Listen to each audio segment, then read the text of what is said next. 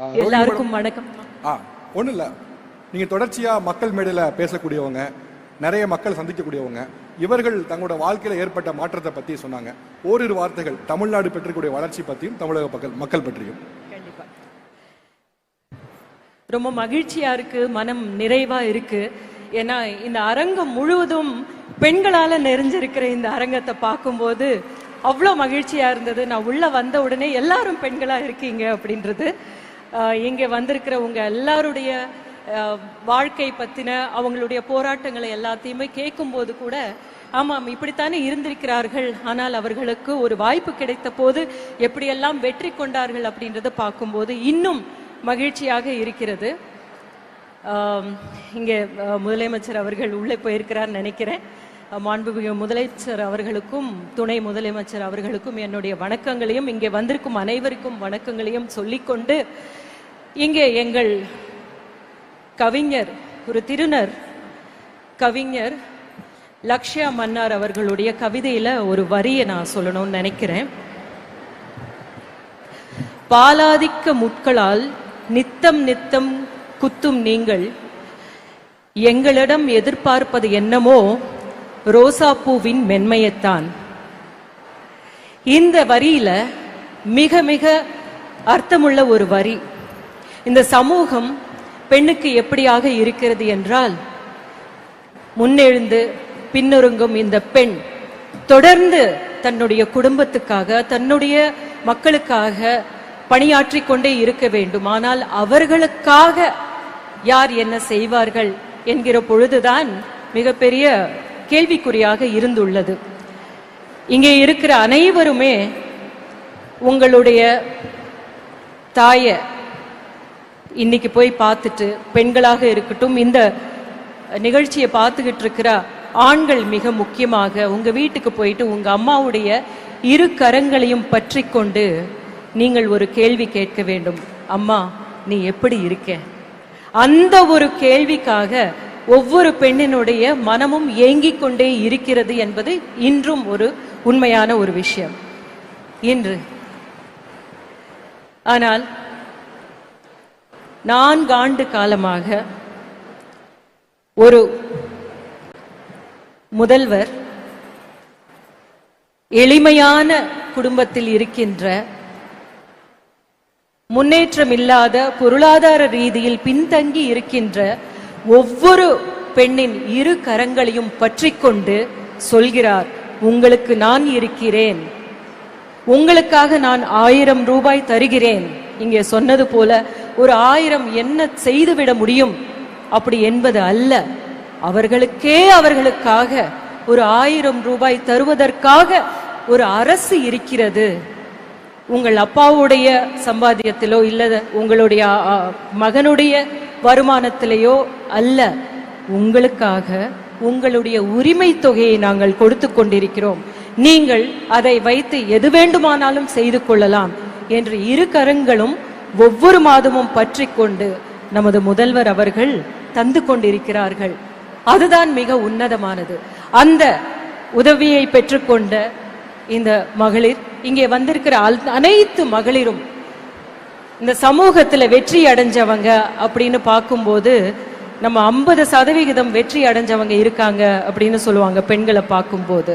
ஆனா மீதி 50% நாம் பெற்றெடுத்த பிள்ளைகள் என்கிற பொழுது 100% நாம் வெற்றி அடைந்தவர்கள் தான்.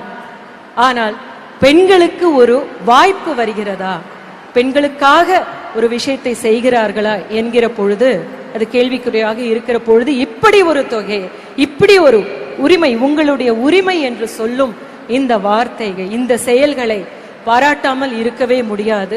இங்கே இருக்கும் ஒவ்வொருவரும் அவர்களுடைய கரங்களை பற்றி கொண்டு சொல்கிறேன், இருக்கிறார். நமது முதல்வர் மாதிரி, நமது துணை முதல்வர் மாதிரி இருக்கிறார்கள். நீங்கள் கவலைப்பட வேண்டாம். உங்களுக்கு இருக்கிற எல்லா புதுமை பெண் திட்டம் நான் படித்த காலத்தில் இருந்திருந்தால் என்னுடைய படிப்பை தொடர்ந்திருப்பேன் என்று நினைத்து கொண்டிருந்தேன் அங்கே உட்கார்ந்து கொண்டு. அப்படி எத்தனையோ திட்டங்கள் மூலமாக முக்கியமாக பெண்கள் முன்னேற்றத்திற்காக பாடுபட்டு கொண்டிருக்கும் இங்கே அனைவருக்கும் முக்கியமாக நமது முதலமைச்சர் மு.க. ஸ்டாலின் அவர்களுக்கும் நமது துணை முதலமைச்சர் உதயநிதி ஸ்டாலின் அவர்களுக்கும் நன்றி பாராட்டி கொண்டு வாழ்த்துக்களை சொல்லிக்கொண்டு முன்னேறுவோம். தைரியமாக இருங்க. இங்க வந்துட்டீங்க இல்லையா, எப்பவுமே தைரியமா தான் இருக்கிறது தான் பெண்கள். ஆனா அவங்களுக்கு நம்ம கூட கைப்பற்றி கொண்டு போவதற்கு இருக்காங்கன்னு சொன்னா இன்னும் தைரியமா முன்னேறிடுவாங்க. வாழ்த்துக்கள், எல்லோருக்கும் வாழ்த்துக்கள். நன்றி ma'am. Thank you very very much.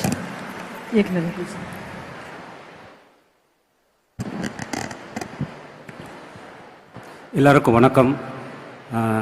Gnanavel இங்கே சொன்ன மாதிரி வார்த்தைகள் வந்து ரொம்ப ரொம்ப முக்கியமானது. ஆனால் எல்லா வார்த்தைகளையும் தாண்டி ஆயிரம் வார்த்தைகள் சொல்ல முடியாத அர்த்தத்தை ஒரு கண்ணீர் துளி சொல்லிடும். அந்த மாதிரி இந்த மேடையில் ஒரு எளிய பெண் சிந்தின ஒரு துளி கண்ணீர் தான் இந்த அரசின் செயல்பாட்டுக்கும் தோழர் ஸ்டாலினின் செயல்பாட்டுக்குமான உதாரணம். அந்த ஒரு துளி கண்ணீர் தான் அவர்களுக்கான நன்றி அப்படின்னு நான் நினைக்கிறேன். சத்யராஜ் சார் சொன்னார், இப்படியான ஒரு விஷயத்தை பார்க்க பெரியாரும் அண்ணாவும் கலைஞரும் இங்கே இல்லையே அப்படின்னு. அந்த 3 பேரின் சிந்தனைகளின் செயல்பாடாக தோழர் ஸ்டாலின் இங்கே இருக்காரு. அதனால் ஏன்னா கிட்டத்தட்ட 100 வருடங்களுக்கு முன்பு 28 குடியரசில் வந்து பெரியார் எழுதுறாரு, எனக்கு துரதிருஷ்டவசமாக நான் என்றாவது ஒரு நாள் மந்திரியானால், ஏன்னா அவரு அதிகார அரசியலுக்கு வர ஆள் இல்லை, துரதிருஷ்டவசமாக என்றாவது ஒரு நாள் நான் மந்திரியானால் ஒரு 10 வருடத்திற்காவது ஆண் பிள்ளைகளுக்கு கல்விக்கான ஆண் பிள்ளைகளுக்கு செய்யக்கூடிய செலவையும் சேர்த்து பெண் பிள்ளைகளுக்கு நான் செய்வேன் அப்படின்னு எழுதுறாரு. அந்த குரலை, பெரியாரின் குரலை இன்றைக்கு வந்து முதல்வர் அவர்கள் வந்து புதுமை பெண் திட்டத்தின் மூலமா நிறைவேற்றியிருக்கார். பெரியார் மட்டும் இல்ல, அம்பேத்கரின் குரலாக மார்க்சின் குரலாகவும் இன்றைக்கு அவர் இருக்காருங்கிறதான் எனக்கு இருக்கக்கூடிய மிகப்பெரிய மகிழ்ச்சி. அம்பேத்கர் வந்து கிட்டத்தட்ட ஒரு 30 வருடம் இந்த சனாதன கோட்பாட்டுக்கு எதிராக குறிப்பா பெண்களுக்காக மிகப்பெரிய போராட்டத்தை நடத்தினார். அது முடியாம அதுல மிகப்பெரிய முரண் ஏற்பட்டு தான் 51 தன் பதவியையே தூக்கி எறிகிறார், ராஜினாமா செய்கிறார். அப்ப அவர் ராஜினாமா செய்யும் போது ஒரு ஒரு லெட்டர் எழுதுறாரு. அதுல அவர் சொல்றாரு, என்றைக்கு பெண் விடுதலையையும் சேர்த்து நீங்க பெறுகிறீர்களோ அன்றுதான் இந்தியா முழுமையான சுதந்திரம் அடையும் அப்படிங்கிறாரு.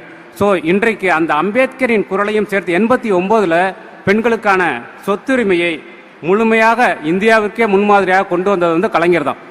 இன்றைக்கு அந்த அம்பேத்கரின் குரலையும் சேர்த்து ஒலிக்கக்கூடிய ஒருவராக ஸ்டாலின் தோழர் இருக்கிறாரு. உலகத்திற்கே முன்மாதிரியாக ஒன்றிணைந்த சோவியத் யூனியன் தான் முதலில் பெண்களுக்கான வாக்குரிமை, சொத்துரிமை, திருமண உரிமை அனைத்தையும் உறுதிப்படுத்தின ஒரு அரசு. ஸோ அந்த அரசின் நீட்சியாகவும் இன்றைக்கு தோழர் ஸ்டாலின் இருக்கிறார். அதனால கருப்பு, சிவப்பு, நீலம் இந்த 3ம் ஒருங்கிணைந்த மிகப்பெரிய ஒரு தத்துவார்த்த தளத்தை இந்தியாவிற்கே முன்மாதிரியாக இன்றைக்கு ஸ்டாலின் தோழர் உருவாக்கி இருக்கிறாரு.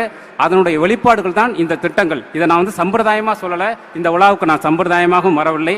ஏனென்றால் நான் தொடர்ந்து என்னுடைய விமர்சனங்களையும் விவாதங்களையும் திமுகவிற்கு முன்பாக வைத்துக் கொண்டிருக்கவன்.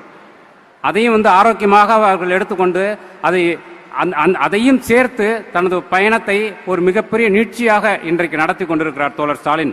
அது வந்து மிகப்பெரிய மகிழ்ச்சியா இருக்குது. நிச்சயமா இந்த இன்றைக்கு அவர் இந்தியாவிற்கே முன்மாதிரியாக கொடுக்கிற திட்டங்கள் வந்து குறிப்பா சொல்லணும்னா தேர்தல் அரசியலுக்கு எதிராக தேர்தல் அரசியலை முன்வைக்காமல் அவர் அதை செஞ்சுட்டு இருக்காரு. ஏன்னா மற்ற மாநிலங்கள் மாதிரி தேர்தலுக்கு முன்பாக 1 மாதத்திற்கு முன்பாக 2 மாதத்திற்கு முன்பாக பெண்களுக்கு ஒரு தொகையை கொடுக்கக்கூடிய இடத்தில் அவர் இல்லை. அவர்களுடைய வாழ்க்கைக்கு வழிகாட்டியாக இதை செய்து கொண்டிருக்கிறார். அதனால தான் இதை இந்த விடியல் பயணமோ உரிமை தொகையோ இலவசமோ மானியமோ இல்லை. அது இந்த சமூகத்திற்கு இன்னொரு தலைமுறைக்கு முதல்வர் அவர்கள் செய்யக்கூடிய முதலீடு. அப்படிதான் நான் பார்க்கிறேன். ஸோ இப்படியான விஷயங்களை தொடர்ந்து செய்து கொண்டிருக்கக்கூடிய தோழர் முதல்வர் ஸ்டாலின் அவர்களுக்கும் துணை முதல்வர் உதயநிதி தோழருக்கும் எப்போதும் நான் துணை நிற்போம். நன்றி.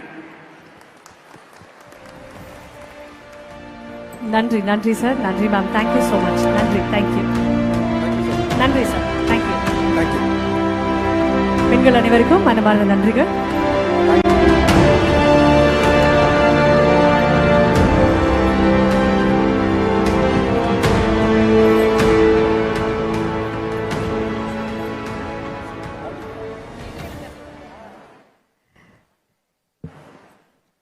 இன்னைக்கு எவ்ரி வெர்டிகல் ஆஃப் த கவர்மெண்ட்ல ஒரு மிகப்பெரிய பொசிஷன்ல இருக்கக்கூடியவங்க பெண்கள்.